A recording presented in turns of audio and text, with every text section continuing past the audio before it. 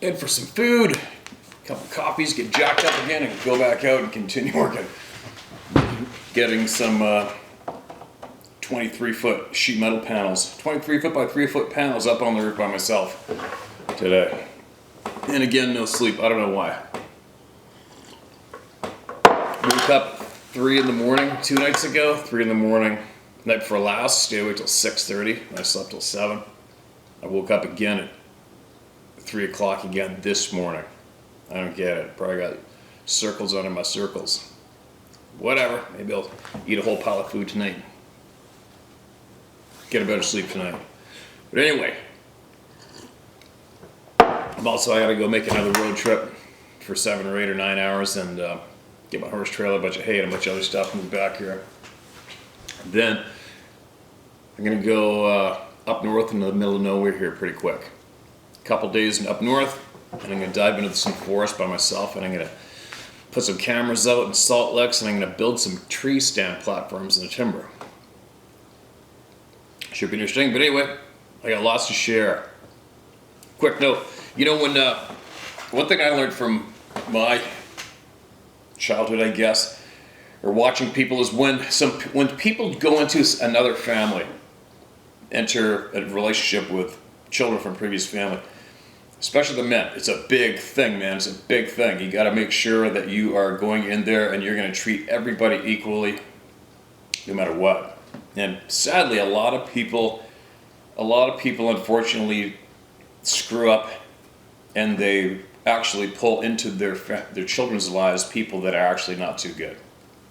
Unfortunately, both my parents brought in some real doozies into our lives, which had a very negative impact.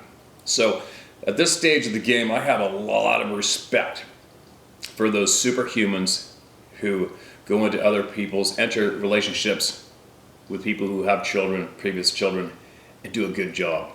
And there's one man in Nevada, his name's Kyle Baker, and he's doing a spectacular job at being a man, a good man, and it's his birthday today.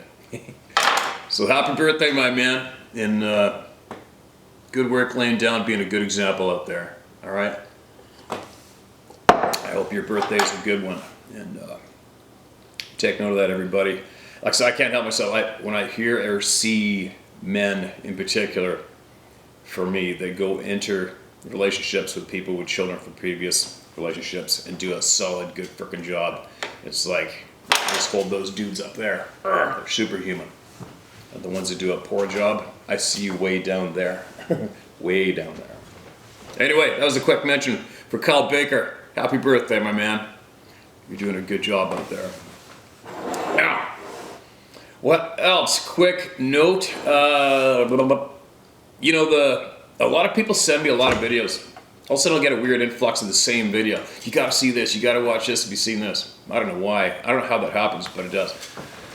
And somebody sent and said, you gotta see this video of this huge dire wolf. They're calling it a dire wolf. This abnormally monster-sized wolf that comes out of nowhere and attacks a domestic dog. It's on YouTube. It's been forwarded to me a bunch of times. And just so all of you know who aren't quite familiar with how big a wolf actually is, wolves are huge, all right? And the wolf in that video, it's a black wolf, and it's been pumped on social media, on YouTube world, as being this like, extraordinary, freaky wolf from hell. And it's not, it's just a big wolf. And just so you guys know, what am I? I'm 6'1", and I'm gonna show you how tall the wolf is. I have a trail camera photo with me in the exact same spot where a wolf is standing in front of a trail camera, and I went and took a picture of me standing there, and his back is right there on me. Right there. Okay? And that's a big male wolf. And I am 6'1". Alright, so there you go. The wolf in that video is just a big timber wolf. That's all it is. And what else? What else? Oh, I promised to get more shares from more knowledge out from Edgar and his crew today. I just didn't. I have to go back into my inbox and get those emails and put them in a certain place and go through them, because there's things in there and names that I am not going to share. The names I'm not going to share. I can't. Otherwise, if I did, we're not going to get that information shared with us. But I do know the names. I know who they are. And Furthermore, I've been talking with the Owl Man back and forth as well. And one thing I've realized as I go, getting pieces to my puzzle is the farther you go, the crazier it gets. The deeper you go, the almost scarier it gets in a way. But I guess if you are scared of the actual truth, then it's probably more comforting to stay focused on dermal ridges and banging on trees and whooping in the night, right? That's about all that you can get out of doing that, is keeping yourself safe from the actual reality and the truth of the shit show that's going on. It's something else. It's definitely something else. What else was I going to say on that? I forget. See when I was telling you guys earlier, when I turn these damn cameras on, I don't script anything. I always forget what I want to mention. But the truth of the matter is the truth of the topic is the farther you go, the more open you can keep your mind, the more knowledge you gain, and the more absolutely amazing it is. And it's definitely, the truth is very hard to accept. It's just the way it is, and it's only because of how we were raised and what has happened to our minds through the education system and TV programming, right? And that is why the reality is so difficult for us to wrap our brains around and accept as actually going down. Unfortunately, it is going down. And also, you know, the people, there's a lot of people out there who somehow get stuck right here. They're stuck. And they keep on chanting, we need more proof, we need more proof, we need more proof, we gotta get more proof. And I'm talking about the people who already are aware of the truth. And they've allowed themselves to get stuck there. And from what I have learned now through this journey with all of you and this channel is, it has become, I've become aware that the people who are aware of the reality of what's going on and allow themselves to stay in that space of, we got to get more proof, we need more proof. From what I know now, you are actually a big part of the problem. I shouldn't say a big part of the problem, but you're a part of the problem. You can see the proof is in the numbers, and the proof is in the amount of people who are sharing here, that if you carry yourself, if you're going to have a presence online, if you're trying to get ahead when it comes to this topic, if you're trying to get ahead to the realities and the honest truth, I would suggest that you change your mindset too. There's a shit pile of proof out there. It's already been proven. Moving along. Because if you don't move along now, you are going to stay where you are for a long time, thinking you need to acquire proof for the public. All right? The truth, the reality of what's going on is just absolutely something else. And yeah, I'm babbling. Let's just say that. Let's just leave that at that. I got more to share, obviously. I got a lot more to share from some key individuals who I trust and I believe have more knowledge than we've ever heard about previously ever on this topic. And what they have to share and are sharing is absolutely mind-boggling.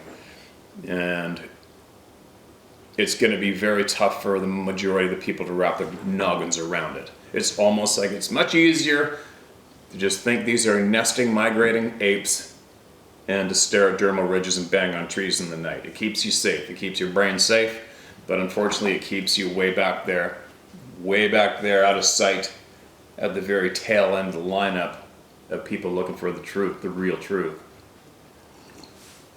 I wonder if I even made sense this last 5 minutes. I got so much in my brain and I try not to babble, but I end up babbling. The gist of it is, if you insist on thinking you need to acquire more proof for the public, you're going to be sitting there a long time. You got to move on. Go to the next step. There's enough proof out there now. There's enough proof out there now that if the general public isn't picking up what's getting thrown down, they're not going to. And as long as they can't pick it up, what do you think you're going to do as you keep trying to create proof for that crew of people? You're stuck with them. Now you are voluntarily stuck with that group of people. Do you understand what I'm saying? Break free. Accept the truth. Accept the fact that you already know this shit's going down, and come on up here with us. Come on up here with us and learn more, all right? Staying there thinking you need to acquire proof for the general public is going to keep you stuck in that sand pit. You're not going to go anywhere. You're a crab in a bucket. Yeah. Sorry about that little blah blah. What do we got? I think I forgot. I was supposed to mark this one as red. Or this is going to be read today. I try to go through now, somewhat go through to make sure. I'll pick 6 emails. I'll number them 1 to 6, which puts them all in order for me to read. And it allows me to skip reading emails that aren't what we're after. And it helps me with my time. So I have my 6 ready to go. I don't know what they're about, but I skim through real quick to make sure it's about somebody who needs help or somebody who's shared experience. Now, Fire River, Ontario sighting. Hey Steve, started watching your channel about a month ago when I was laid up from a fall in which I hurt my back and had to take some time off from hunting. All better now, though anyways. I sent my father some of your videos because he enjoys a good hunting story. Well, he looked into how to hunt and found that you also have genuine interest in Sasquatch stories. He called me and said, I and Mike swore we would never tell this to anyone, but considering Mike is no longer with us, he won't mind. In the early 2000s, they used to go up just north of a place called Fire River, Ontario to fish some of the lakes in that area. And 6 guys would take 3 pickups with toppers and sleep in the bed of the trucks. Well, my dad had to start using a sleep apnea machine in the spring of 2005, so he purchased a little Honda generator to run his machine all night, even going as far as to build a vented box to put over it to lessen the noise. 2 nights in, at about 2 a.m., my dad woke to the sound of the generator getting louder. He said he sat up and looked through the 3 windows of the topper window and the truck's back and windscreen without his glasses and thought he could see 2 figures out by the generator. While he scrambled for his glasses, he woke Mike up and Mike said, "Why is the generator so loud?" By this time, Dad had his glasses on and could see 2 7 or 8 foot figures looking down at the generator. By this time, Mike had seen them and said, "What the F?" After a second of staring in awe, they threw both gates open and quickly climbed out of the back of the truck. Mike immediately went for the rifle and Dad went for the headlights. When they came on, they watched as 2 tall dark figures that were covered in long dark reddish-brown hair disappear into the forest. Dad removed the wooden box that covered the generator, maybe out of curiosity, and there was smeared marks on the box from maybe very filthy hands, not to mention the smell just from handling the box. Dad smelled it, said it smelled like a dump bear. They said nothing to Mike's brother-in-laws, who we were with them. They finished their week and never told anyone until now, and immediately sent it off to you. Thanks, Steve. Eddie McGuire, Sheboygan, Michigan. I hate not being able to pronounce this shit. I'm going to be one of those old codgers that goes, well, if that's how it doesn't sound, then why'd they spell it that way? Right? This place is called Cheboygan, Michigan. There you go. You guys pronounce it. Thanks for that email, man. They're not alone. More and more people are coming forward every day. All right, here's another one. Again, you guys, I'll make up that share from Edgar and his friends soon, all right? There's a lot of information coming. Recap on the use of tobacco. Thanks, Steve, for reading my terrible email. Wasn't thinking that you would get to it for at least a couple of months, if ever. I did answer some of the comments people had that were listening to that story, so I thought I'd bring it up for you to share if you wish. I'm a registered member of the Lakota Nation, the Oglala Lakota. With many of the native tribes, tobacco is considered sacred. So many would carry the tobacco to offer it if they are going to a ceremony to give the holy man, medicine man, etc. It's also used as if you see a feather or an antler or something out of the ordinary on the ground. who's not to say that was not placed there for you by the animal or by the Creator.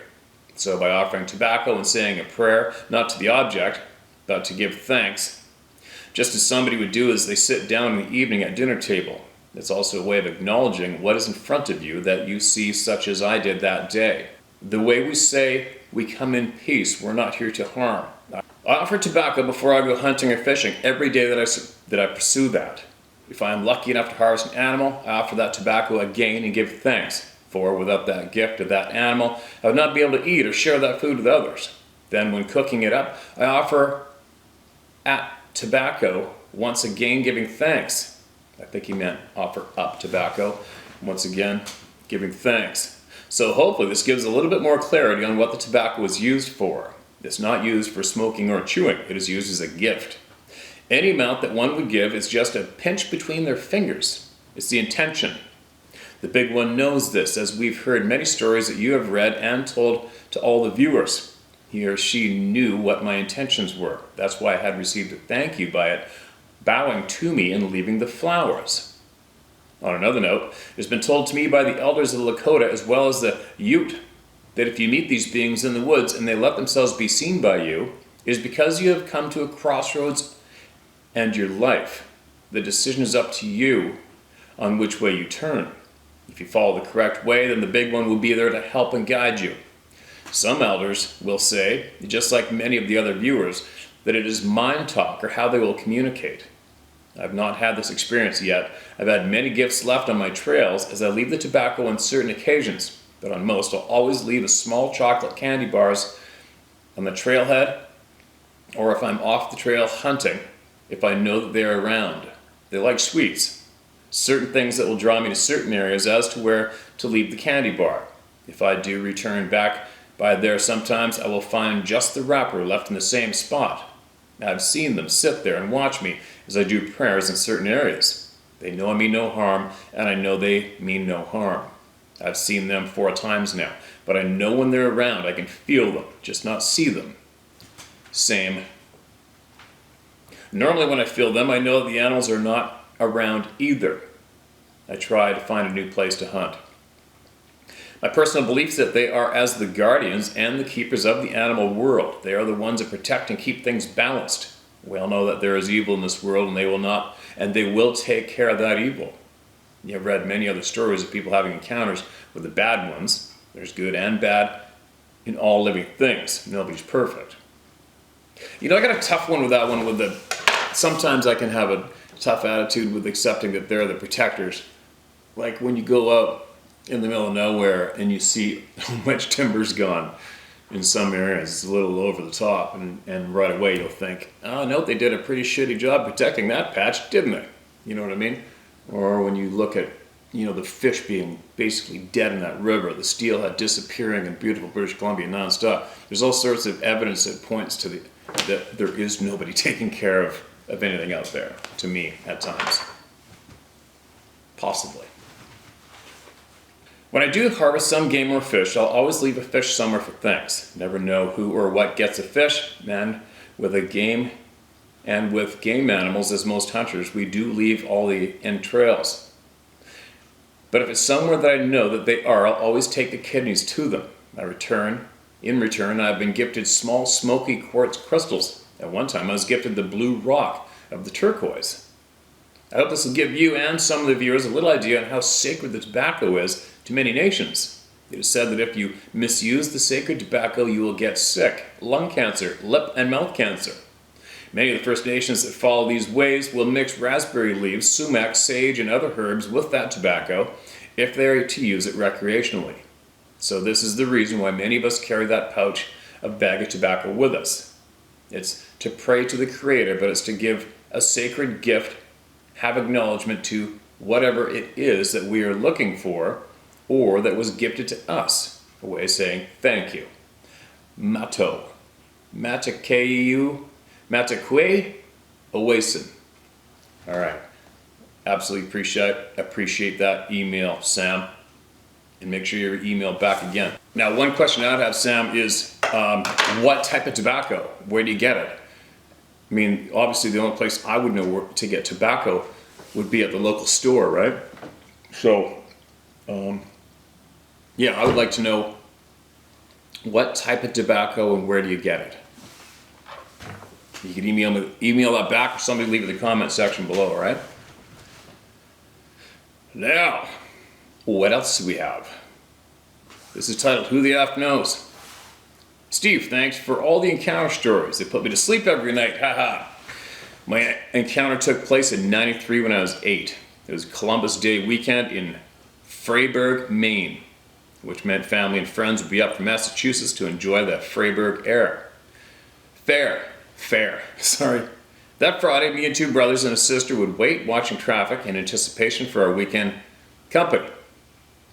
Once everyone arrived and it became dark, all us children would play cops and robbers, aka hide and seek. After an hour or so of playing, we all gathered near my mother's herb garden.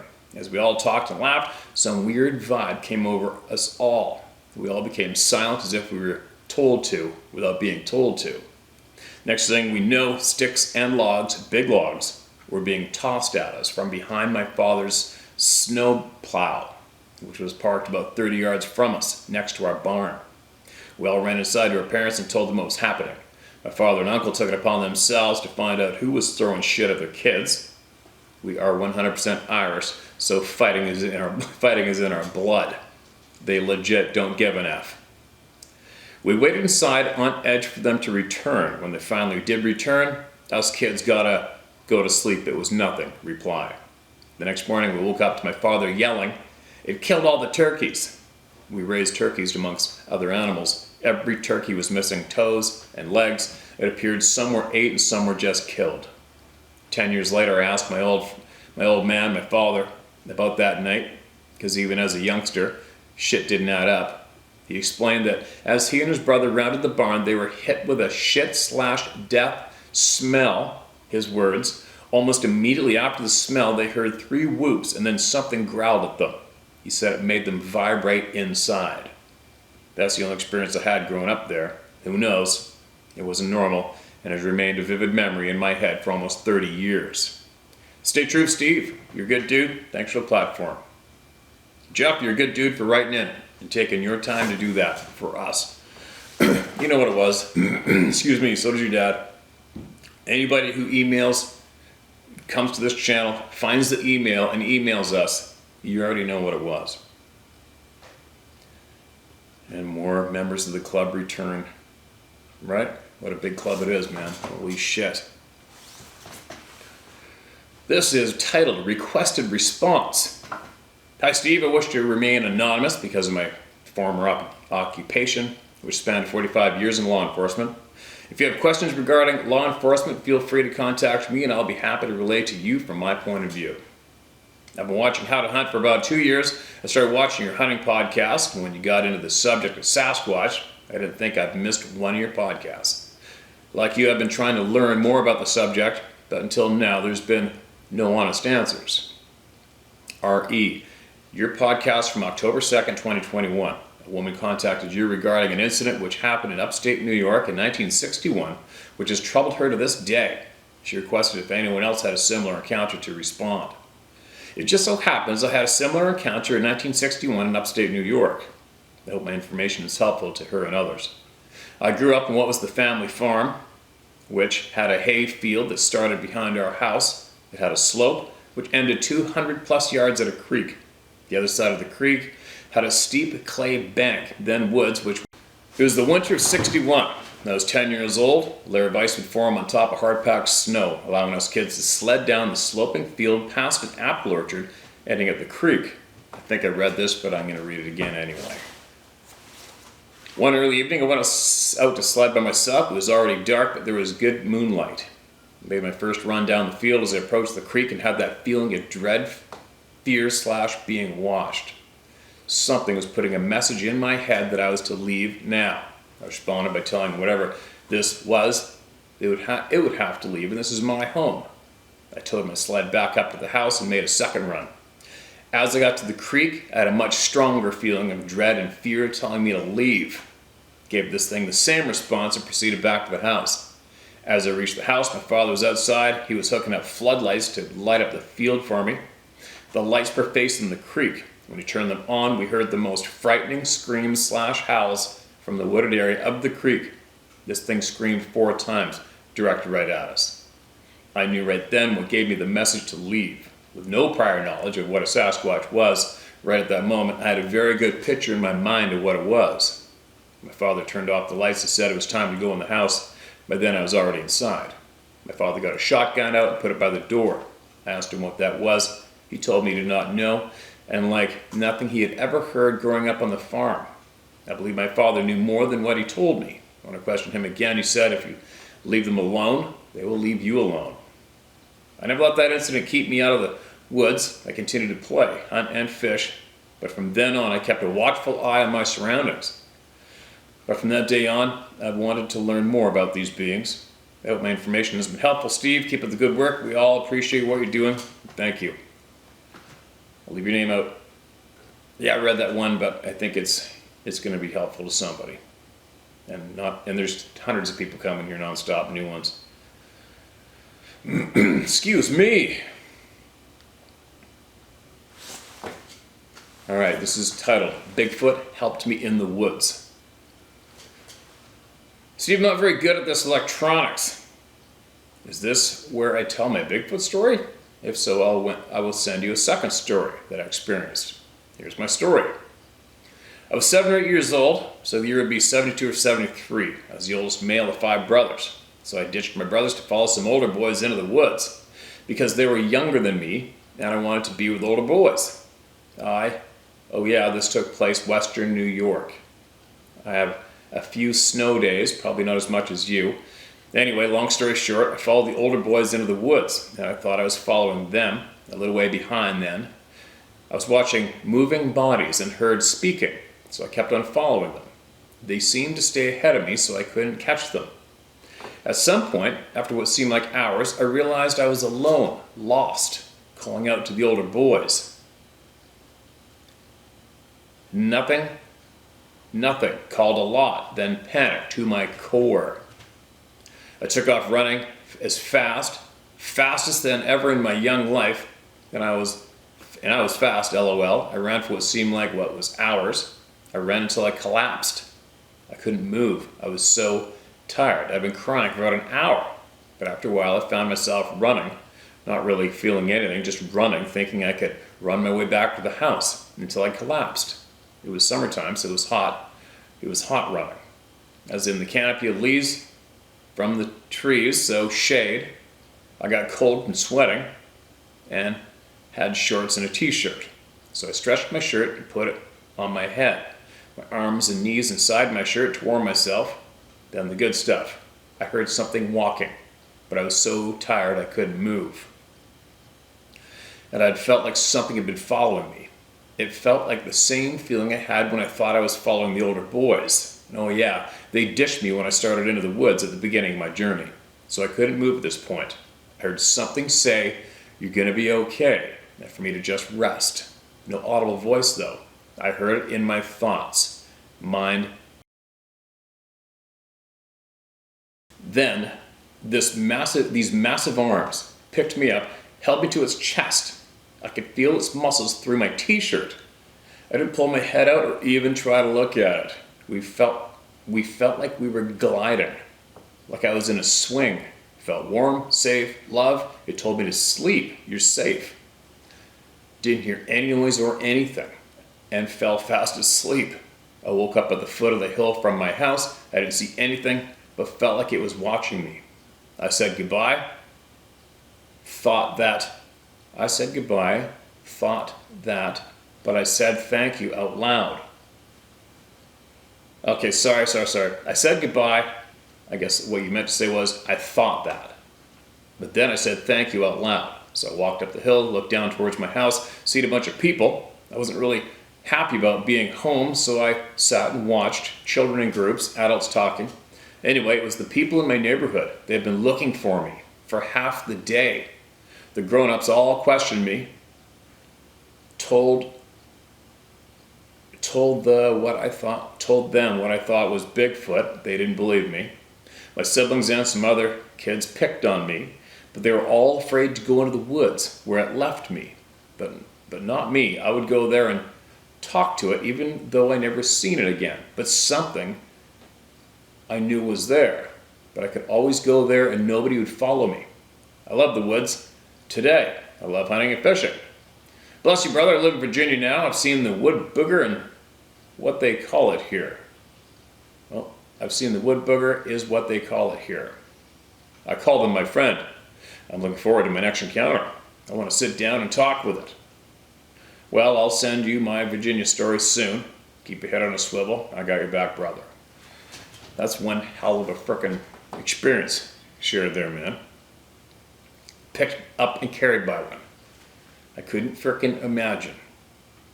And make sure you send your second story, all right? Because we are all over hearing about it. For sure. All right, what do we got here is titled Sabe in Kansas 2. Dear Steve, sorry for such a short email. I just wanted to share my story. I was fishing on the river and the rocks were pelting me, and what I saw when the trees 10 foot up parted, I saw two very large hands that were dark brown and a face that looked like a very large black man with large dark eyes and a beard. My grandfather used to tell me of the old man of the river. This is in '96 when it happened. I've always felt their presence whenever I'm in the woods. And in this place at the junction of the Smoky Hills and Republican rivers form the Kansas River, I've had many fishing poles on fish go missing when I walk to my car to retrieve or put items away. I've been spoken to in a Native American tongue and chased out. On one night I was setting limb lines on the uninhabited side of Milford Lake, and it was 2:30 a.m. and my dad's first cousin was behind me, and he started running, and he yelled at me to run. And I looked back and I saw a 12 to 14 foot tall, brownish giant running about 20 feet to the left of him. What I saw was very wide, 8-inch hair, longer on the head and arms. It looked as if it weighed 1,200 pounds or more. So basically, your average bull moose running on its hind legs size. It just ran across the field and crossed over a 5-wired fence and into the bush and followed us back to the truck. We were terrified out of our minds that night. I now live in Texas and have no more to share. Oh, sorry. I now live in Texas and have more to share. For you, Steve, you can contact me. I have so many experiences to share. I'm an avid hunter fisherman. Reach out anytime. My first retired. All right, man, gotcha. Okay, Johnny. Okay, man, well, hopefully maybe we can hear from you live in the man cave one day soon, as soon as I get the damn thing done, all right?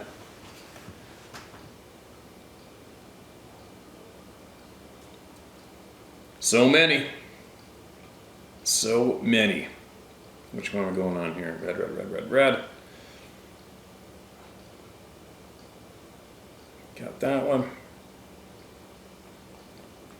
All right, this is called Bigfoot at the Beach Part 2 plus photos. Hello, Steve. My name is Lou. I've wrote you before. You recently read my story about my childhood school trip experience and sighting on the beach. You can use my first name if you like. I live in South Jersey by the shore. I've been listening to your channel for over a year now, and I really like what you're doing. There's no one else taking this approach to the subject. I'd like to address the subject of the origins of these beings and share a few more stories. First, I'm convinced they are connected to the fallen angels, mentioned in the Bible. Several reasons for this. The first and foremost is that whenever anyone invokes in the name of Jesus against these beings, they respond and either withdraw or stop their aggressive behavior towards them. Second is that there seems to be a connection between them and UFOs. They've been seen countless times in the vicinity of these strange craft. On a recent trip to Cape May? Or is it Cape Bay? I spotted another teepee structure on a beach while on board a sightseeing boat. When I got back to the hotel and checked the photo, I inadvertently caught a UFO flying over the structure. I'll include the photo at the end. I believe those so-called aliens, greys, are also some form of hybrid of these angels. The Bible refers to Satan as the prince of the power of the air. Interesting. Testing has shown that Sasquatch DNA is very similar to ours. The Bible says that angels can exist in our dimension, the physical realm, as well as the spiritual realm. This is an ability that Sasquatch seems to have as well. Sometimes they appear like distorted outline in the movie Predator. Sometimes they're fully cloaked. This could be perhaps because of the percentage of angelic DNA an individual possesses.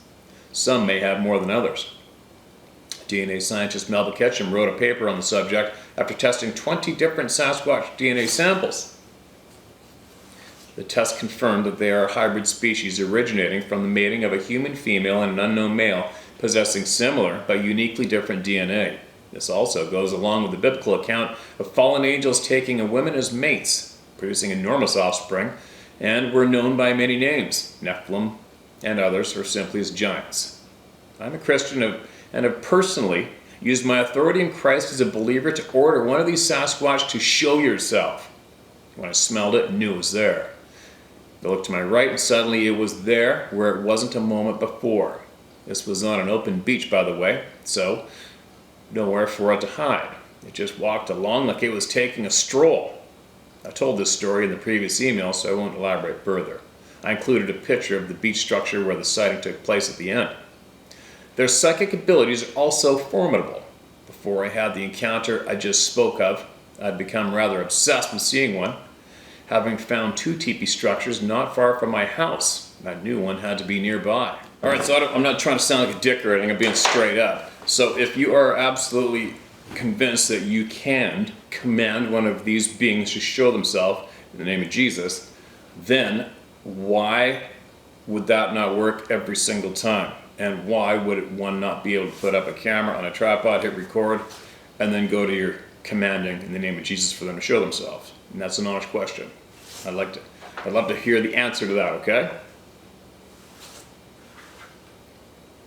I kept visiting the newer of the 2 to see if I could find any tracks or changes in the structure. It was built inside a grove of trees between a sandy beach and a small salt marsh meadow. The funny thing is, whenever I would start to enter the grove, I would feel this sort of pressure, like a spiritual wall blocking me from entering. Not a physical barrier, but something was trying to discourage me from entering. I've always been tuned into the spiritual. I've had my share of experience with haunted houses, and it was a similar feeling.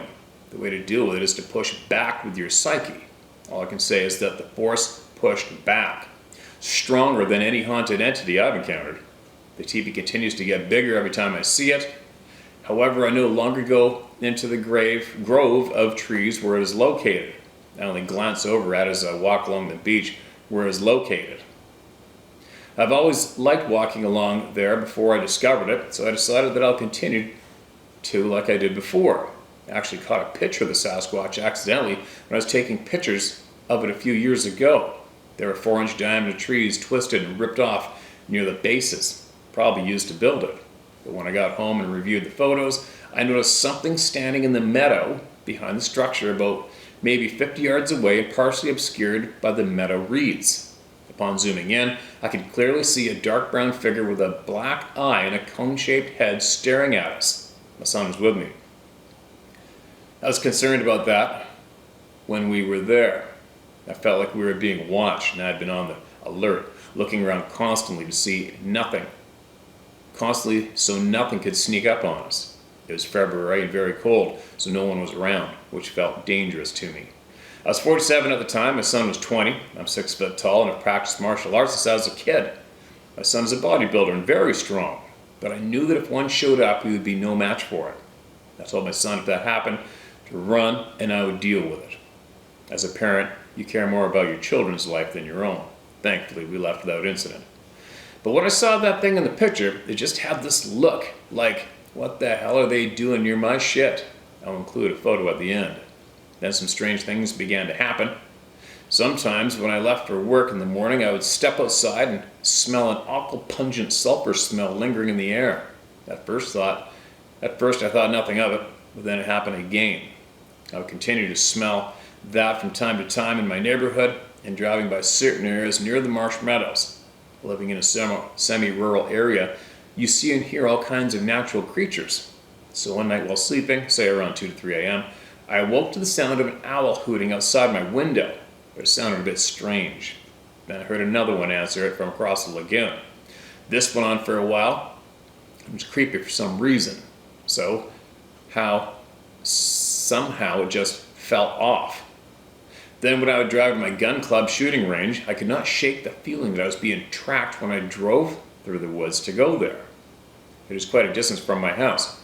I actually would turn off and go through a town instead of going down this one road, despite it being longer, just to avoid it after dark. So one evening I just couldn't shake that feeling.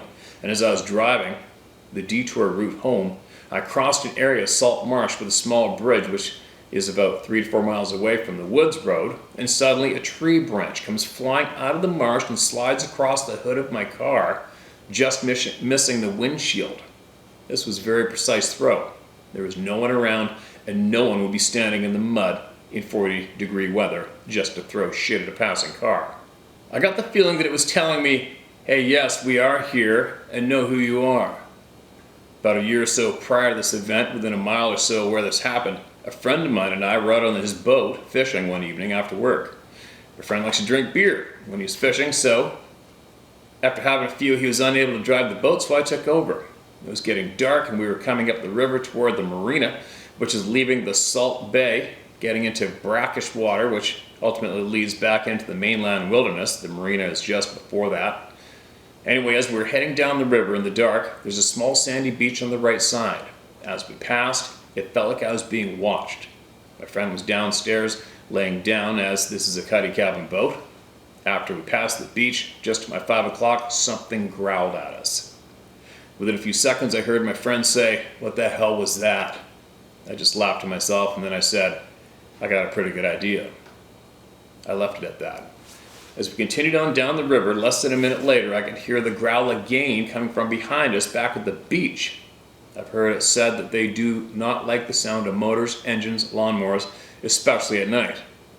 Again, this is all the same general vicinity as the branch throwing incident. Then the owl thing happened again.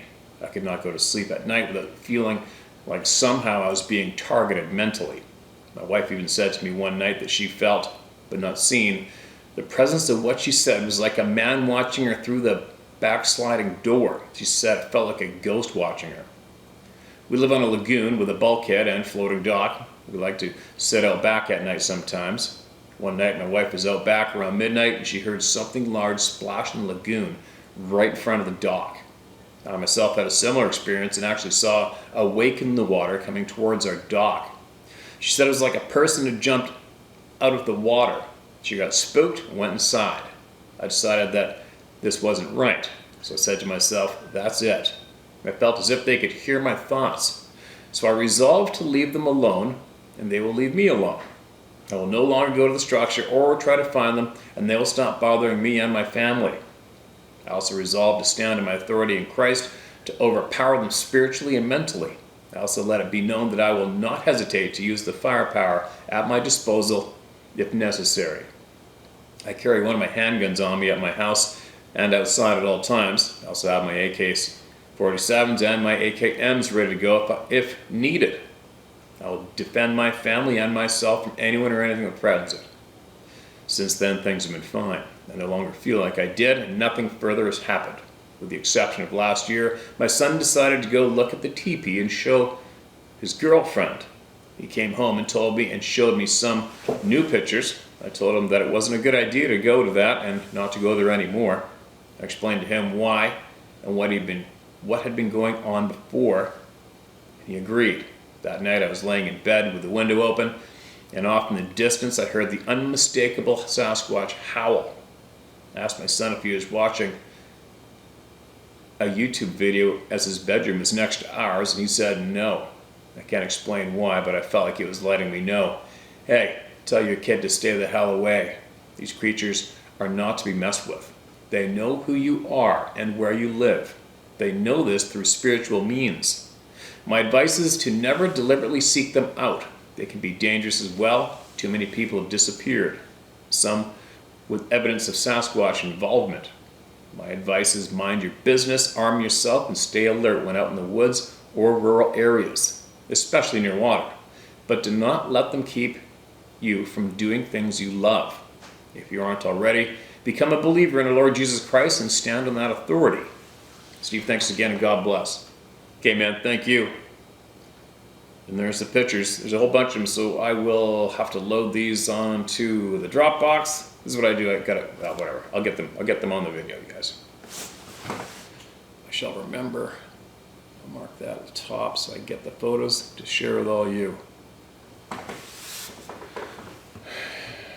It's endless. It's frickin' endless. Endless, endless, endless. All right. What's this one? And I gotta get back outside, get my shit done so I can get out of here. Just another child who saw a Sasquatch watching. Hello, Steve. I'm almost 70 years old. Woman with a history of Sasquatch experiences and recently dogman. Ugh. In 1956, my dad moved us to a house in Carmel Valley, California. The area was secluded and just beginning to be developed.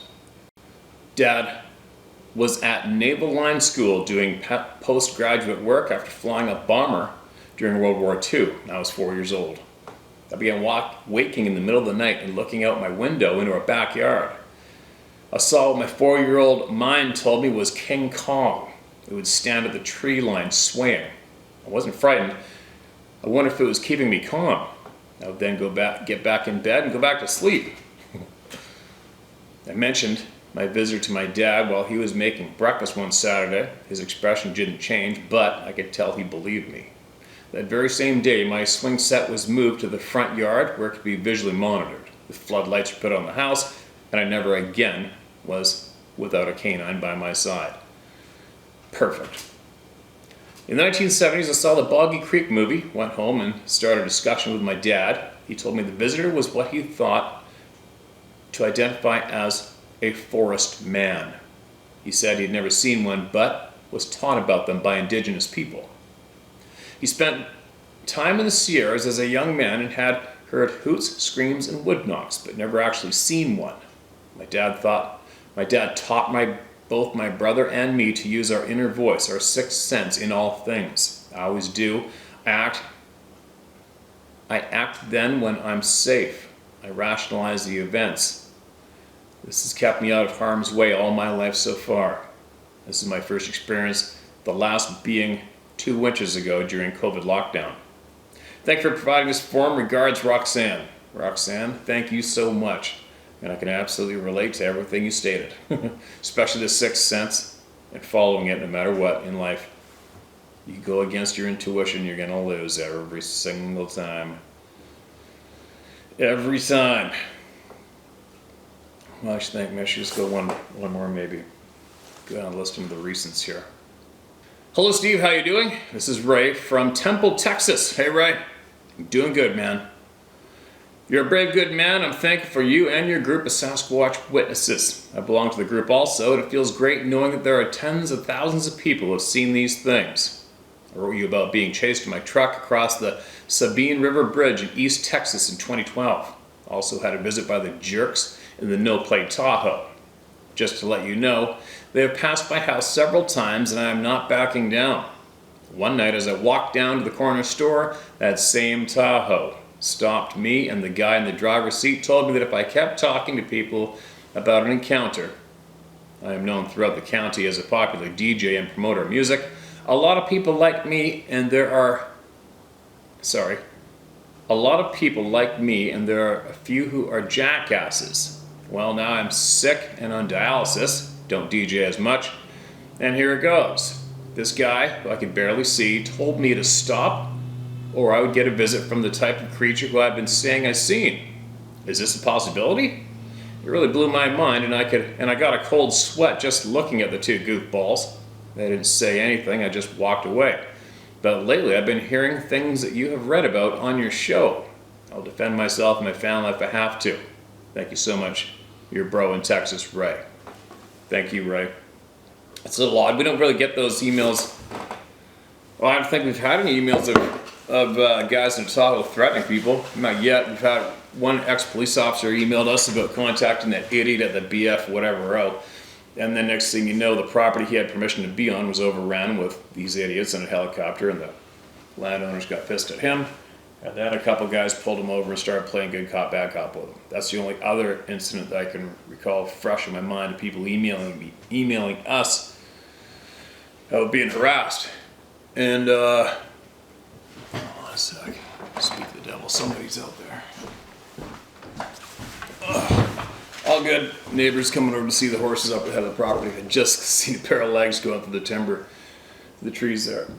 But anyways, yeah, we haven't had anybody other than that email in, but my advice to you would be to get your friends together, possibly, and force those guys out of the vehicle and have a talk with them, right? Tell them to ram it up their ass. It's probably just a couple of punks playing games with you, possibly, right? I wished I lived nearby. I'd say send them over to my house. Send them over to my house and down my driveway. They won't be leaving. They won't be leaving anytime soon if they did. But don't ever be intimidated by any human being ever. It goes for everybody. Never be intimidated by anybody. You got some asshole coming giving you grief, you give it back to him, right? Don't take that shit. Anyway, I gotta go. I got chickens out in the window here. I got people feeding my horses and the goats are screaming. I got stuff to do and I feel like I haven't slept in a week. But tonight, this evening, I'll go through my emails of some important knowledge to share with you guys. You're going to be very interested in it, and a lot of people are going to be blown away by it. A lot of people, and probably a good handful of people are even going to feel threatened by it. Oh well, that's what happens when you go on these journeys of knowledge, real true knowledge, right? I'm out of here. Enough. I gotta go. Talk short.